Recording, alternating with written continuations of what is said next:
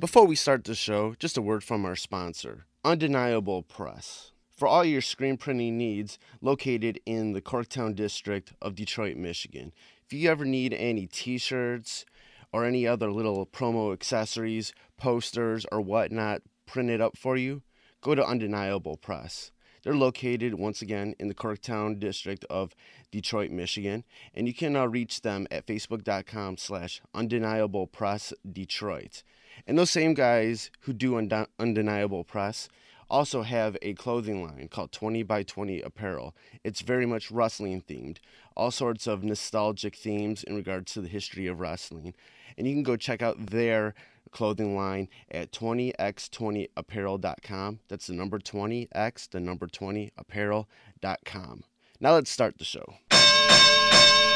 Fresh is the word.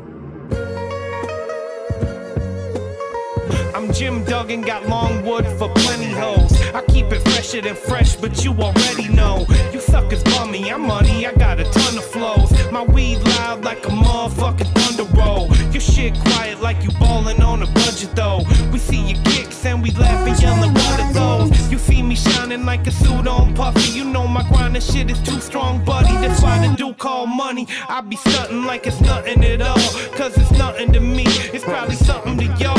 Trying to smoke like me, then come and fuck with your dog. Got a closet full of kicks, you can't cop it them all. And I'm fresher than the freshest, you can tell it's in my essence. Bitch, you see the way I'm rapping, yes I do this shit to death. I tell I'm running out of breath, I tell somebody cut a check. But either way you know it's fresh, and either way you know it's fresh. Fresh, we fresh. Fresh, fresh, fresh, goddammit, we fresh. Welcome to the Fresh is the Word podcast, the podcast about music, pro wrestling, and MMA. I am your host, K Fresh, and like always, we have a great show for you. But before we get into that, I just want to remind you how you can support the podcast. You can go to freshthepodcast.com, and any links that you see on that website, go ahead and share with on your social media. Definitely that would help out the podcast. And you can also click on the link at the top of the screen that says support the podcast, and there's a PayPal link that you can donate to, and there's also an Amazon link that you can use anytime you want to make purchases on Amazon. Use that link and it will shoot us back a little bit of commission. Doesn't change anything on your end, but it does help out the podcast. You can also follow Fresh is the Word on Twitter and Instagram at Fresh is the Podcast 1. That's Fresh is the Podcast and the number 1. And then on Facebook at facebook.com/Fresh is the Podcast. Then you can also subscribe and follow Fresh is the Word on a bunch of different platforms: iTunes, Stitcher Radio, Mixcloud, SoundCloud, Google Play, and TuneIn. Just go to any of those platforms, search Fresh is the Word, and you'll find it. You can go ahead and subscribe, follow, do whatever the website tells you to do. And you can also leave us feedback, 5-star rating if that's applicable. That would be definitely be helpful. All right, on to the show. This week's guest is a good friend of mine, Emily Lazar. She goes by September, of the hard rock band, all-encompassing art project September Mourning.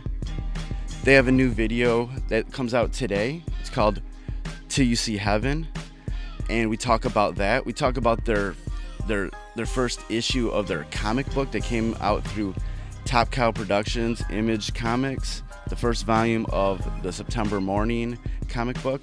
We also talk about a slew of other things in regards to being an artist, being in a band, and whatnot. We go into a lot of really deep stuff. Emily is definitely a good friend of mine, and we always have really good, deep conversations about things. So it was great to talk with her again. There's going to be no discussion segments of the podcast afterwards with V-Styles. Just things in life happened this week, so I decided just to skip it. Hopefully it'll be back next week. There is going to be a little bit of a change in regards to that segment and just the podcast, as a whole, in the upcoming weeks, just as life changes and stuff like that. I want to, just tinker with it. So I'm excited about all that, and I'm really excited to bring this interview with Emily Lazar from September Mourning. So let's get to the interview. My reception's all fuzzy right now, but we're traveling, but I think it'll be okay. All good. How you doing? Good, good. Just tired already. 2 weeks in, I'm like, okay, well, how many shows we got left? It's like that. It's like the air conditioner broke in our Sprinter again, and so it's like hot as balls back here, but it's okay. Right, We're right. dealing. We're dealing. Right. So, Yeah, I was just thinking about this weekend because like I was like, dude, man, this whole weekend I'm like so exhausted myself. And yeah. the funny thing is that I've been reading this book about talks about sort of rest and creativity and how like how to sort of work less to produce more, and how like Right. a lot of like the great like sort of authors and thinkers and scientists of the past have like have actually like who only like did like maybe 3, 4, 5 hours of concentrated work a day, and everything else was Yeah. sort of leisure to sort of cultivate that creativity and stuff. So I was like thinking Yeah. about that, and I'm like, all right. I was like, all right. I just need to like I gotta not stress myself out about all the stuff that I want to get done. If I can just like pick away at like certain things, I should be cool. Yeah, no, it's true. You got to have that like balance. It's really important, especially with creative people. Like with like people that are in business, like you can work till you're falling over, but like if it's a creative venture, like you have to like have the balance, or else it doesn't really work. Right, yeah. For someone like you, who I just always see that has her hands in like all sorts of different projects. How long do you go with like undivided sort of creative thinking before you need a break? And then, or when do you need that sort of time when you need more leisure to sort of cultivate what you were working on previously? I think because I'm doing like different things, like I hop around between different things. I think that I can work longer because I'm not working on the same thing for like a longer. It's like I work on one thing for a little while and then I switch to another thing, then I switch to another thing. So it's not like it's constantly the same thing, like grinding myself into the dirt on the same thing. I think that's how I kind of like keep it going, because like I can do. If I have like 3 creative things going, I just jump around between them, and I don't work more than 2 or 3 hours on one, Right. and then I'm the next. So that it's constantly like I'm switching my brain for productivity. You know what I'm saying? Right. So it's not like just focusing all on this for 24 hours and then killing myself, because like it's like writing songs, like all like with lyric writing and stuff like that, I'll like write at night for maybe like an hour, or I'll just freeform for like 15 minutes and then I'll just put it away. Like, if it's not coming, I won't just be like, I have to write this today. Like it's not how it works. Like it just has to, come to you in a natural form, or else it's not going to come. You know what I'm saying? Right. What is your form of leisure? What do you do to get away from all the work that you do? Do you go for walks? What do you do? Yeah, I mean, I go watch a movie. I go do something that'll put my brain in a different spot, So whatever that is. Like I like to go to the gym because, the endorphins help me creatively think better. Yeah. I like going to see movies. I like reading books. I like, watching some stupid Netflix show, like just something that gets my brain off of the thing that I'm thinking about. Because, that's the big thing. It's not relaxing just your body. It's like relaxing your mind, Right. which is like very important for Right. creative people. So yeah, that's pretty much what I do. Right, definitely. Yeah. When I need that break, I always go watch wrestling, as you might not be shocked. Yeah. That especially like Yeah. I like watching Japanese wrestling in particular because it's more like competition based. There's not as like heavy of storylines. Sometimes there's not even commentary on that, so it can be a lot more like sort of a visual thing for me to watch. and right. it kind Something that just doesn't have you don't have to think. Yeah, you know? I don't have Something to really. that literally does not let you think. Yeah, I literally don't have to think. I don't have to, and I can just sort of be amazed by like what's going on in another way with like in regards to what they do, how they do things in Japan. So that's what I was actually doing like before I'm talking with you. I was actually watching the New Japan Pro Wrestling G1 Climax tournament. Like it started last night, so I was watching the first night before we started talking here, and I was like, that sort of just always relaxes me. Yeah, well, that's what you need to do then. Like, you just find something that like takes your brain out of the equation, and then you use that to like rest. You know. Right. So it's hard for me to sleep. Like I'm an insomniac, and yeah, a lot of that problem is because my brain won't shut down. Oh, so it's like meditation or anything like that. I mean, meditation works sometimes for me, but I'm not very good at it. So like for me, it's just like watching something or reading something that just totally puts my brain in a different spot. You know, that's my type of like getting out of my head sort of thing.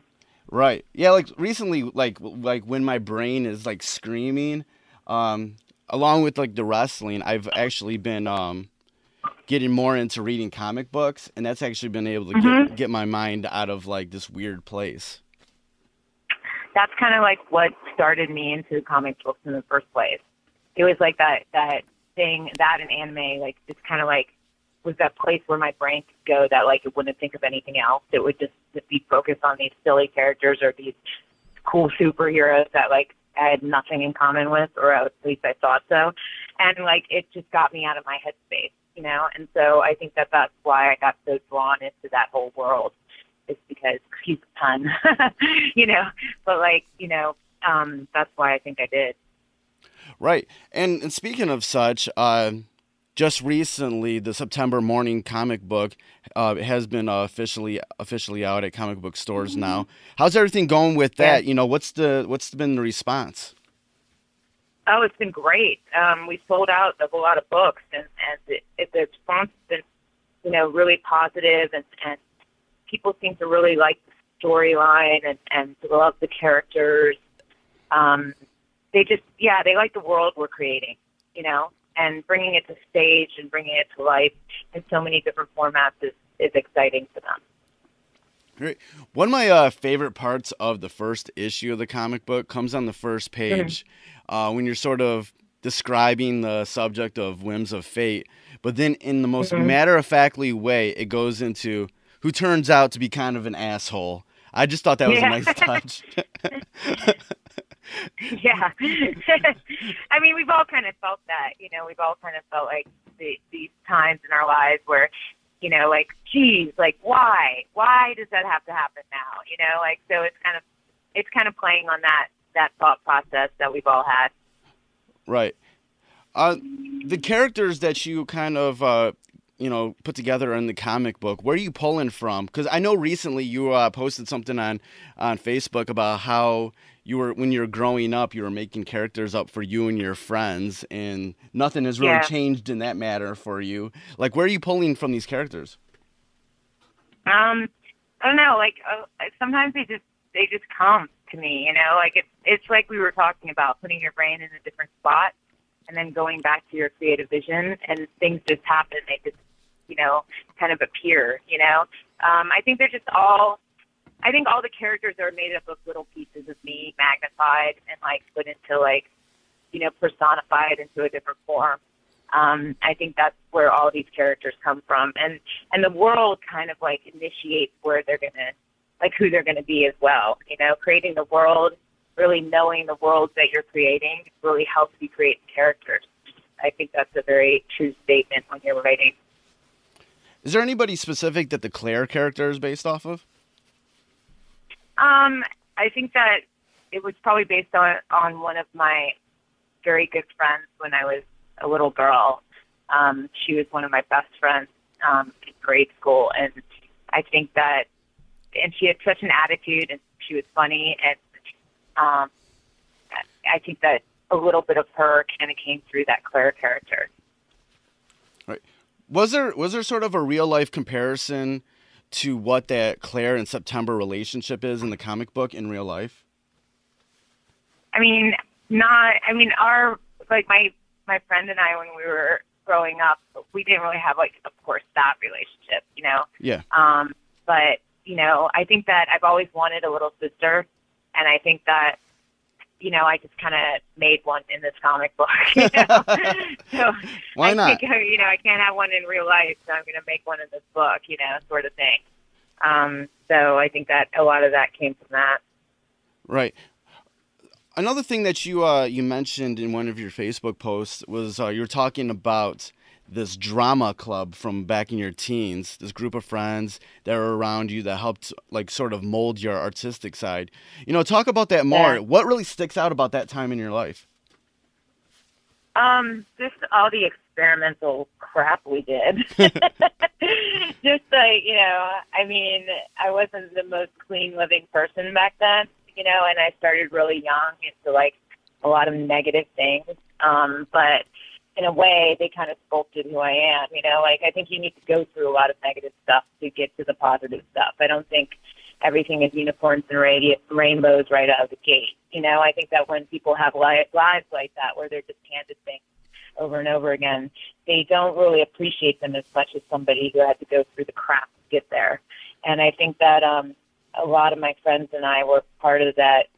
You know, we all went through a lot of crap to get to where we are, and I think that's what made us, you know, a lot more creative, a lot more visionary, a lot more emotional in the choices we make in our creative vision. And I think that's what ties a lot of people to the stories and to the art that I do, is that there's a lot of emotion behind it, and people can kind of pick through that and grab onto the pieces that they find are most important. Right. Yeah, you've always been sort of open about a lot of things that's gone on in your life. You know, whether it's how you've molded your creative endeavors throughout your life, to even personal things about, you know, domestic violence, you know, drugs and alcohol, whatever. You know, why do you feel like it's necessary to be so open about that much in your life, within your projects, or just talking about it online? Because I think that, you know, I think there's a lot of people out there that are going through those things. You know, I think that, you know, I think they're very prevalent in our society, whether we want to talk about them or not. And I feel like social media has made it to the point where you kind of need to say it. You know, you need to tell people that, look, I went through all this, but I'm still standing, and I'm still taking all this negativity, and I'm making something positive out of it. And I think that's, you know, of all the messages that September Mourning tends to bring to the forefront, I think the one big one is that out of all this negative space, you can make something positive. You just need to know where to harness the energy and how to point it in what direction, instead of harming yourself or others, or, you know, doing stuff like that. You can actually point all of that anger and all that confusion and all of that brutality into something very, very positive. Because energy is energy, you know, it's a force, you know, and we need to harness that force and make it positive. I feel like I'm talking about Star Wars right now. But it's like, but it's very that, you know, right. I think that's the whole basis of Star Wars is, you know, it's all the different variations of the Force. You have the dark side, you have the, you know, the Jedi, you have that, they're both harnessing the Force in different ways, right. But it's still the Force, still the energy. But it's the way that they want to use it is the difference, you know? And that's just how life is. I mean, that's why I think Star Wars is such a huge franchise, is because it's so universal. Right. I mean, that's just such a universal feeling. It's how you harness what has happened to you and how you use that, you know, and how you don't like wallow in your pity and your grief, but you use that for something, you know, you use that for the fire in your belly to make you something great. And I think that's what, you know, a lot of stories are written about. Right. Outside of like the stuff that you're doing, the stuff you're creating, you know, I know you're a big Star Wars fan. along with Star Wars, is there any other sort of, whether it's movies, comics, anime, specific characters, whatever, that you really started to relate to, whether it was growing up in your teens or even as an adult now? Well, I just watched the premiere of Game of Thrones last night on HBO Go, and I have to tell you, Arya is like my spirit animal. That girl is me. Like that. If I was anybody in that series, I would be Arya. I would be the murdering. Like she's harnessing the force, and she's all about revenge, which is there's a big piece of me that revenge drives a lot of. It's not really revenge, but it's like the feeling of wanting to show people that you're better than what they think you are, sort of. Yes. That kind of like feeling inside of me fuels a lot of creativity, and it fuels a lot of everything I do. And I feel that character in Game of Thrones, that's all she's about. Is like she was born into something that she didn't want to be. So she worked her way to transform herself into something else. And I think that that's my life. I worked hard to transform myself into what I'm doing now, and I'm still growing into it, and she's still growing into it. And it's just really cool to see her character arc throughout the series of where she started, where she began, and where she's ending. It's very, very cool to me. I love her character. Right. When you sort of pull from, the things that you've experienced in the past, do you ever experience things that you just feel like you can't get over from, bad things in your life you just can't get over? And how do you sort of, mold that into your art? I used to have like this weird thing where I just would just sit on something and it would just eat me alive. I think we all have that a little bit. Yes. And I used to be like that. And then all of a sudden, I don't know what changed in me, but maybe it was like a spiritual growth thing or something like that. But I realized that, like I've been saying this whole time, it's like what you use that energy for. I recently went through something that was very painful for me, with another person, and they made me feel a certain way, and then they took that away from me. And when that happens, you feel this real deep emptiness, and you relive the moment and say, oh, what could I have done to change this outcome? But what you have to realize is that there's nothing you could have done. It's not all about you and what you do sometimes. It's about the whole picture. You have to look at it like that. And I think that we forget that because we get not that we're all narcissistic people, but we do get very self-absorbed sometimes, and we feel like, oh, if we had just done this way, then everything would work out differently, Right. And I think that,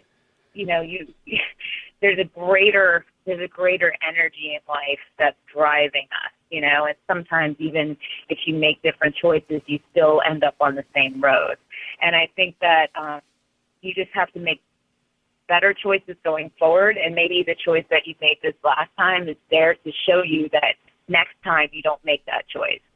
And when I looked inside myself and I was reliving these moments over and over, and I was driving myself absolutely nuts. Mm-hmm. And then I was like, you know what?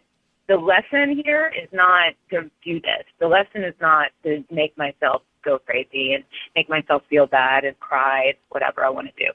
That's not the lesson here. The lesson is to know that this is what this made me feel like. So next time, don't put myself into this predicament at all.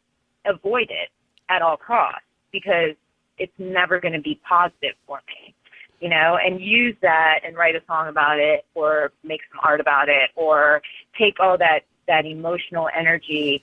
And when I'm on stage and I feel like I can't sing anymore and I'm going to fall over, use that energy to make myself get through the set. It's things like that you use to drive yourself forward in art. And I think that, and if you're not an artist and you're just, you work at a 9 to 5 or whatever you do, it's still, you can use that energy to drive yourself forward, to make yourself do things that you don't think that you could ever do. And, that's, once again, it's all about harnessing energy. Yeah. And I'm really all about that. Yeah, I agree with everything you just said. Like, that's something that I've been dealing with for probably the past almost 3 years after, this really terrible relationship I was in. And I was like beating myself over and over and over again, thinking about that time and what I could have done better, what I could have not done or whatever, being embarrassed about the time, being embarrassed about what I got myself into. Then eventually I got to like, you know what, I'm just going to try to harness that energy into positive things in my life. And I've been able to actually create a lot of like dope things that I wasn't doing before. And that makes me happy. Right. But that shit still haunts you. Oh, it's going to haunt you, but you have to be okay with that because you made the choice. It's done. You can't change the things in the past. You can't change what happened to you. So the only thing you can do is move forward from it and learn from it and not make the same choices. And when it comes back to haunt you and you dream about it at night or you wake up and you think about it, you make the choice to take that energy or to take that, emotional feeling that you're having. You make the choice to take all of that and you make the choice to harness it into doing something positive for yourself that day or pushing you to, work harder in some sort of aspect of your life. You use it to push yourself to be better because that's the only thing you can change. It's the only thing you can control in your life is who you are and what you do. Yeah. You can't control anybody or anything around you. And the minute you realize that and let go of all of that negativity, that's when you start growing, spiritually as a person. And I really do believe in that. Definitely. When, kind of going back to the subject of, how, open you are about things in your life, how do you sort of balance, sharing this stuff, online when there can be so much negativity online with people trolling or having this sort of feeling of being anonymous online to say whatever the fuck they want to say? How do you sort of, swim those waters? It's just what I just said before. Like, you can't control what other people do. You can't control how they react to what you do. You can't control anything except for yourself and what you do. Yeah. So I don't put out things, there's a lot of things that have happened to me in life that I don't share. And there's specifics of things that have happened to me in life that I don't share. And I probably won't ever share those things. But, I think that I make the choice of what I actually put out there and how I put it out there. I think it all comes down to like how you put things out there. You can say stuff to, provoke a feeling of guilt in other people or a feeling of sorrow or you can say stuff to provoke a way of learning in people or a way of like showing people that you have used this to move yourself forward. You have used this for a positive thing. I think if you spin it like that and like show people how this has bettered your life, even though it was a horrible thing, it's actually made you into a better person because you've learned from it.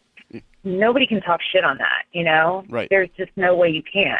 Like, how are you going to talk shit on somebody who has grown past their obstacles? It's like talking crap on somebody that, got through cancer. It's like, how are you going to do that? Like, you can't. Right. It's like they won. They didn't lose. They won. It's the people that wallow in it and are seeking pity and seeking, that condolence from people constantly. That's when people, hate and like they feel like they should say something. But, the haters, there's a lot of haters out there, for different reasons. I feel sorry for them. I feel sorry that they have to hide behind a computer screen and because, they'd never come up to me in my face and say that stuff. Right. But it's, it's like if they did, I'd probably clock them. But, it's like, but, I feel sorry for them, and if I see it, I delete it off my page because I don't want to look at it. I don't want that negativity in my space. Yeah. This is my home. This is my house. Like, if you want to be in my house, you abide by my rules. You don't take a shit on my front porch and then walk away and I just sit there with it. Not going to happen. So I think that that's very, apropos to like what goes on the internet. Right. Turn into some band stuff. You guys been touring a lot. How's the touring been? How's the soul collecting been? Oh, good. Yeah, we're reaping souls everywhere. No, it's good. We just played Ink and the Clink, which was fun. It's at this old prison where the Shawshank Redemption was filmed, which was really cool. Okay. Yeah, it was awesome. I met the owner of the whole area and stuff like that, and he was very, very cool to talk to about the history behind everything in the prison, and just really interesting spot with a lot of. It's a little bit of a weird energy in the prison. Like, you can feel it when you walk through it. You can feel, spots that are very like dark and spots that are very light and things like that. But it's a very interesting place to be. I like it. It's really cool, and we had a lot of fun playing that place. Right. You also have a new video coming out for Till You See Heaven. It's centered around you having this ballet performance. What was the idea behind it, and what did you have to do to prepare for it? I had to put on my pointe shoes again, which I haven't done in like years, and that was very scary for me. But I wanted to do it because it did scare me, and I wanted to put it out there because it's scary to put something like that out there that I haven't done in such a long time. And I'm such a perfectionist that, if I used to be like, if it's going to look perfect, with ballet, like if my turnout wasn't perfect or my turns weren't perfect, I didn't want to show it. But now it's just kind of like it's an art piece, so it's not supposed to be perfect. And it's like watching September collect the soul in a different way. She's collecting this guy's soul, and it's it's almost like a memory. It's almost like her remembering the feeling of collecting the soul, and this is how it felt. Not that she went around dancing and collecting souls, but like this is the emotion that it evokes in her is how she felt, and the physicality of the dancing is how she remembers it. That's how she chooses to remember how the soul is collected. So it's a very artistic, like off the beaten path sort of video, but I wanted to do it because I thought it would be really cool. Right. Who directed the video? Steven Contreras from Marion Records directed the video. Awesome. When in regards to like when you're touring and going out to shows, or even if it's just like online, how do you feel when like your fans like send you fan art of you or show up to the shows dressed like you? I love it. I mean, I think it's really cool. I like that the characters and the emotion of the characters evokes something positive and artistic in other people, and they feel like they can share that with me, and I love that, and I respect it, and I'm honored that that happens. I think it's amazing. Right. There was this topic you brought up at one time in regards to when you're touring and doing the meet and greets. There's a certain few people that get mad in regards to you just asked that you buy like at least a sticker if you want a picture with you, and yeah. I think that's totally I'm like I get it, because you spend so much time developing a character, all these characters, and even putting on the wardrobe, putting on the makeup. That's art. That's as much as part of the art as the ticket they bought to watch you perform. Right. So how long does it usually take for you to get into the September Mourning, get up, all the makeup and everything? It's 3 hours every night. So yeah, see, that's a lot of work to do that each and every show. And I know that other bands out there, they have much more expensive meet and greets or much more whatever meet and greets. You guys are just asking for a little bit just to, because that is part of your art, kind of speak about, Right. that sort of, your idea of being a part of the meet and greets with your fans, in regards to when you're touring. I think that, a lot of bands do meet and greets and they sell tickets to them for like $100, and then you can come and meet the band and take pictures with them. And they sell those, and then they don't come out to the merch table. They only do the meet and greet, Yeah. and that's how they do it. And for us, how we've done it in the past and how we're doing it right now is that, like, I like to see the fans in person. I like to see all of them in person. I like to go out to the merch table. I like to experience, like, their reaction when they actually see the costume up close and see how much work went into it. Yeah. And see, how much time goes into what we do, and how particular we are about everything that we do. And I think it's important that they see that, because, I want them to bear witness to what they're actually getting. I want them to know that this is something that I've thought about. It's not, I didn't go to Halloween Town and pick up some masks and, do that. I didn't do that. I didn't buy the stuff off the rack. This is stuff that I created, I designed, I made. I put my blood, sweat, and tears into every single piece of this costume and these costumes and these masks and whatever we do. And I think that, I want them to see that. So for that reason alone, it's very nice to go out to the merch table and see people. Yes, we do ask that people, if they want to take pictures, which they often do, if they just, buy something for $1 or $5, like a wristband or something like that, instead of paying $100 for a meet and greet.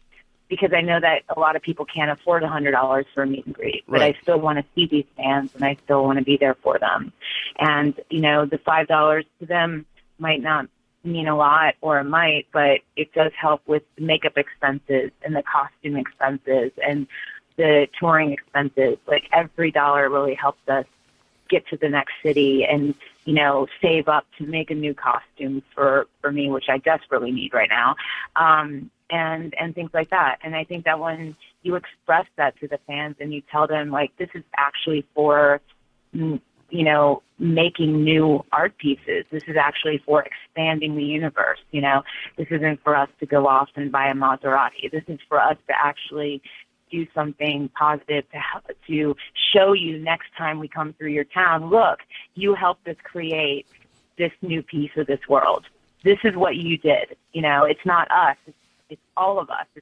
It's all of our fans. It's like this whole community. Like, this is like an artistic community.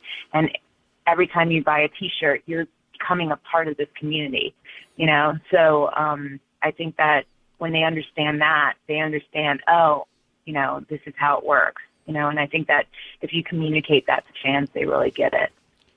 Right. There's there's a lot of bands that sort of just with sort of the way the music business is going, and you don't necessarily make money off of record sales. Like, they've come up with interesting ideas on tour to make some money so they can pay more of their staff that's on tour. Like take like Hatebreed or Jamie Jasta's solo band Jasta.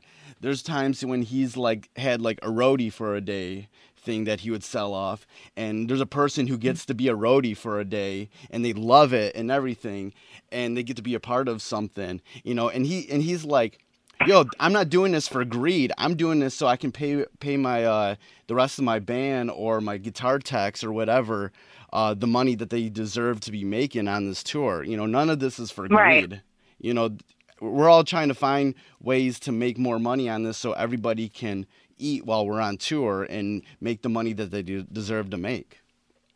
Yeah, I think that, it's hard because we're all learning about the new music business model. Like, it's a new model now. It's totally different than it was 5-10 years ago.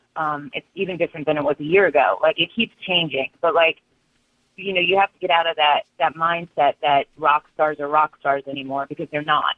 they're not like what we think rock stars are, like flying on private jets to gigs and like Right. partying and like that's just not how it is anymore. There's just no room for that because the money isn't as it doesn't flow as freely as it used to.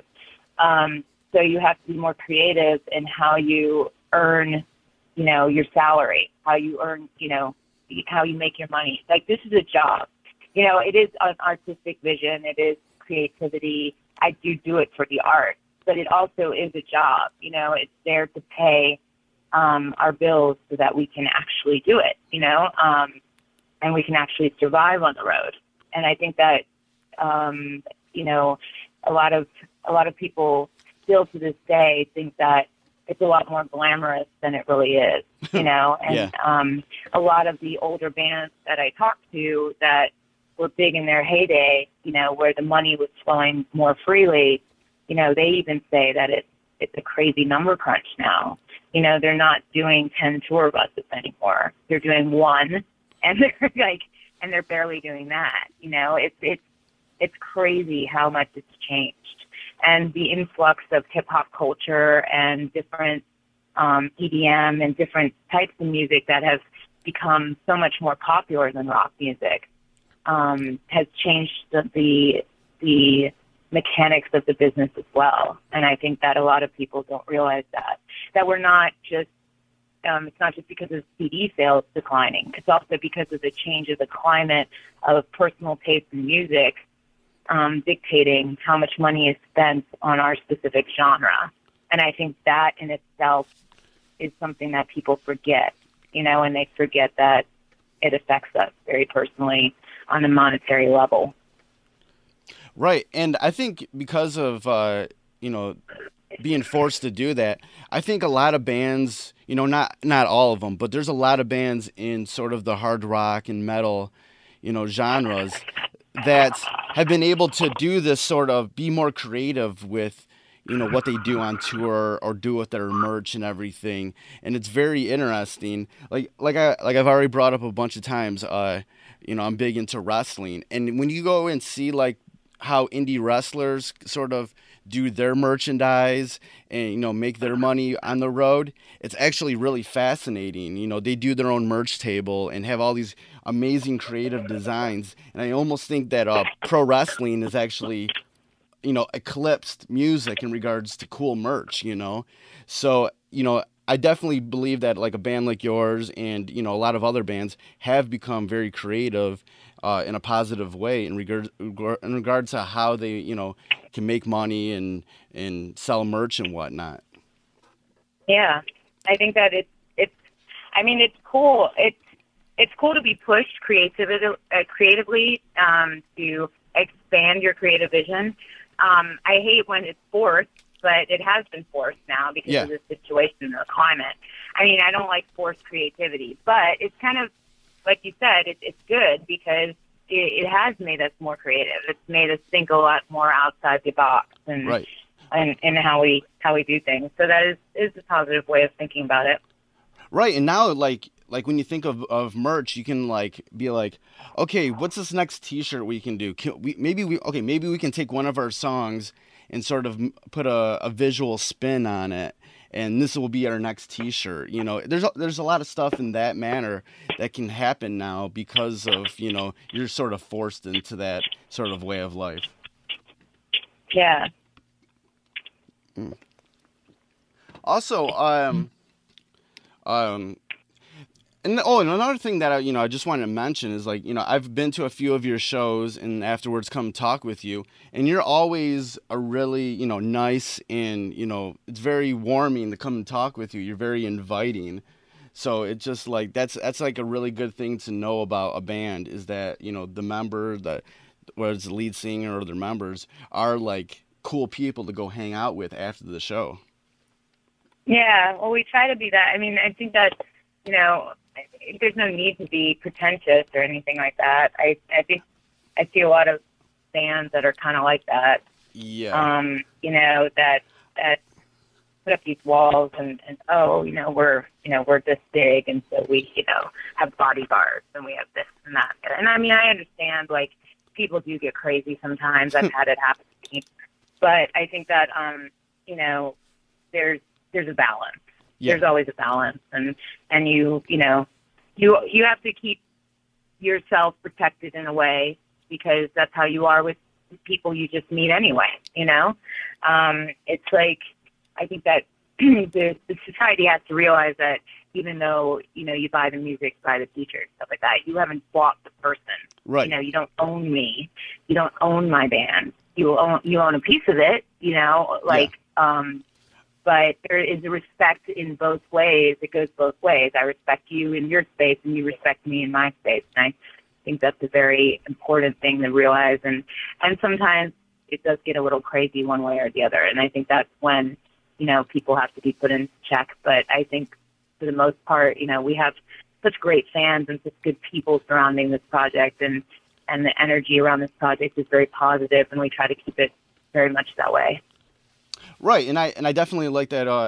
That you mentioned it goes both ways, and there's a respect on both ends.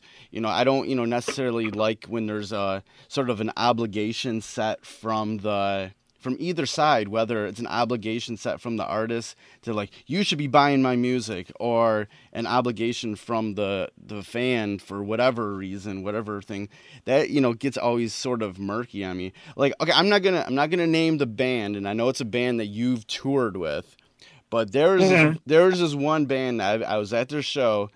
Their merch person was super aggressive, and their meet and greet was total bullshit. Like, you just got a picture. No, you didn't even get to talk to the person. You just got a picture with the person, and then you're on. And I was like, it really turned me off from that band. I was like, what the fuck's this shit?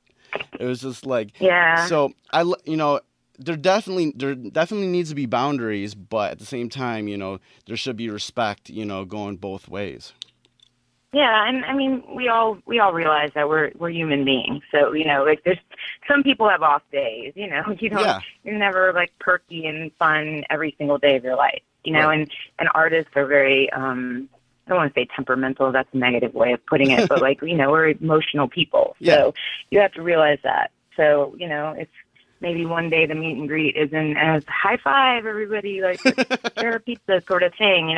Maybe they're having a bad day. Like maybe they got the news that their mom died. Like maybe you never know what other people are going through, and that's like why I kind of say what I say is about having mutual respect. Like, know that it's not like when you buy a ticket, it's like dance monkey dance. It's not like that, It's like, we are human beings. We have feelings. We have emotions. We are going through our own personal shit, So, like, I think that it's really important that people realize that and are respectful of that, And it goes both ways, because you might go to this show and you might be having a bad day. And maybe it would make you feel better when you see the show and stuff like that.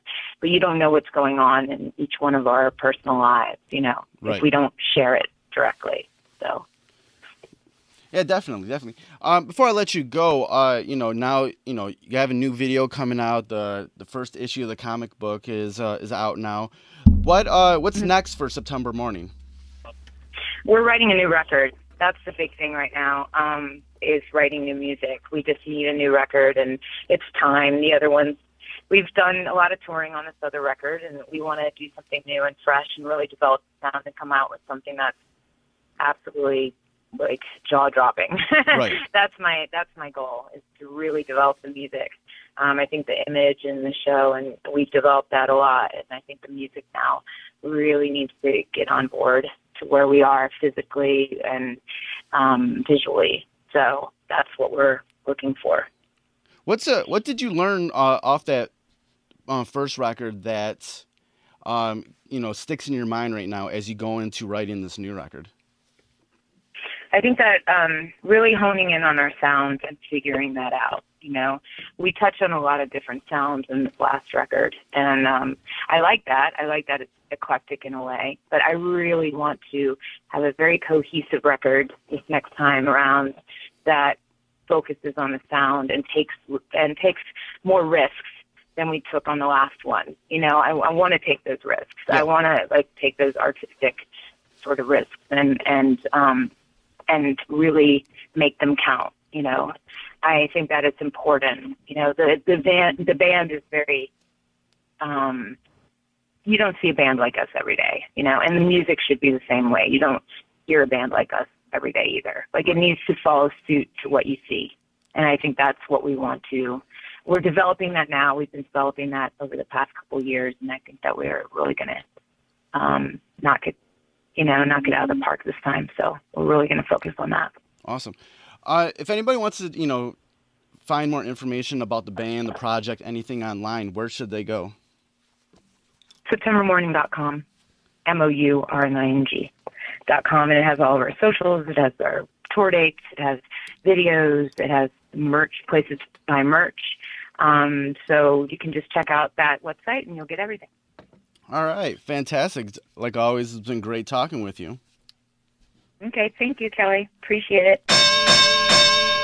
All right. That was my interview with Emily Lazar, September Mourning. It's always great to talk with her. Go ahead and cop that on their latest album, Volume 2, via Sumerian Records. And go check out that new video for Till You See Heaven. The link will be in the post on freshasthepodcast.com. And also go pick up that comic book, the Volume 1 of September Mourning. I have a copy of it, and it's pretty awesome. All right, that's it for this week's show. Thank you for listening. Goodbye and good night. Fresh is the word.